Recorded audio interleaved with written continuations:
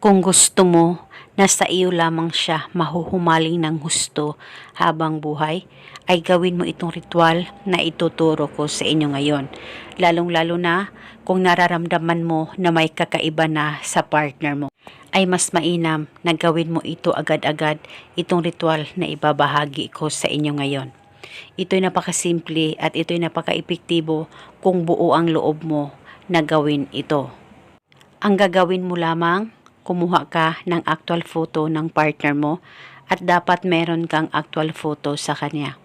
At pagkatapos, kumuha ka ng panulat kahit anong kulay at isulat sa likod ng larawan niya ang pangalan at apelido mo ng isang beses lamang. At pagkatapos mo na itong masulat, ay hawakan saglit sa dalawang kamay mo ang larawan niya. Titigan mo ito ng maigi, mag-focus at mag-concentrate ka at ibulong mo ang mga salitang ito. Pangalan at apelido, sa akin ka lamang maaakit at mahuhumaling ng husto habang buhay. Ibulong mo lamang ito ng 3 beses.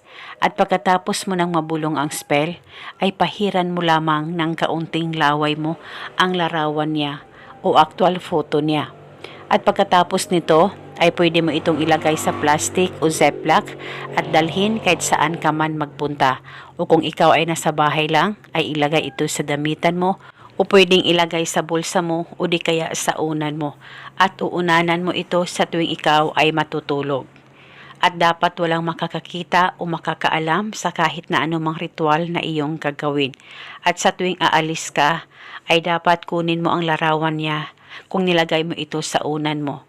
At dapat kunin mo talaga ito at itago sa safe o dalhin ito na walang makakakita at makakaalam.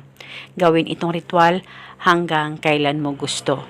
At pwede mo ito bulungan paminsan-minsan kung may time po kayo. At ito muna sa ngayon. Maraming salamat po sa panonood. May God bless us all.